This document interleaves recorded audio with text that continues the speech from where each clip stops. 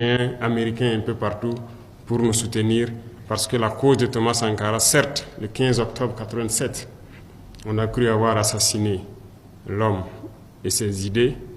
On a tenté de détruire toutes les archives, même en passant par notre télévision nationale. Les gens ont essayé de détruire tout ce qui pouvait exister. Ils sont témoins, vous pourrez passer à la RTV les demander. Toutes les boîtes d'archives ont été vidées, essayer d'effacer totalement les faits de Thomas Sankara. Dieu merci, certains ont pu conserver beaucoup de choses de lui.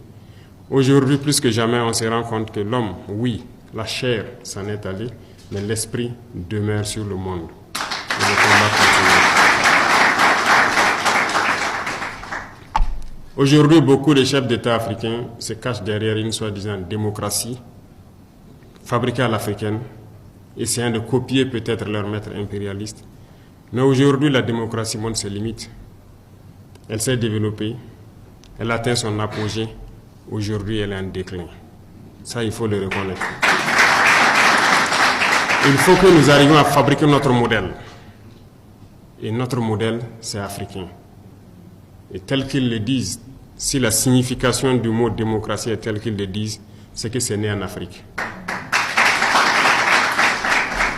Alors, ici, nous avons notre manière de voir les choses. Il faut que nous redevenions africains et que nous acceptons de vivre africains. Comme disait le camarade président Thomas Sankara, c'est la seule manière de vivre libre et de vivre digne. Qui aujourd'hui plus que vous pour passer ce message au monde entier?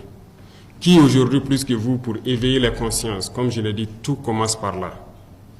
Si la jeunesse ne connaît pas son histoire, la jeunesse ne comprend pas le monde d'aujourd'hui, ne comprend rien de la géopolitique, vous avez beau tourner ciel et terre, ils ne pourront jamais comprendre la démarche de la révolution. Il va de soi qu'à partir de maintenant, partout où nous sommes, que nous puissions faire passer le message de notre histoire, d'où nous venons, qu'est-ce que nous faisons aujourd'hui, pourquoi le monde est ainsi fait, pour que les gens puissent comprendre, emboîter le train de la révolution et qu'on puisse avancer vers un développement harmonieux, vers une Union africaine réelle. Car cette Union africaine qu'on le dit aujourd'hui de façade, on ne la sent pas. Il n'y a pas d'union.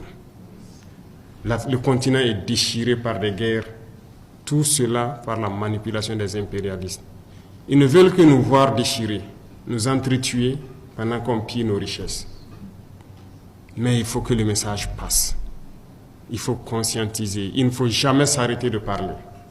Certains diront que beaucoup d'entre vous peut-être parlent beaucoup.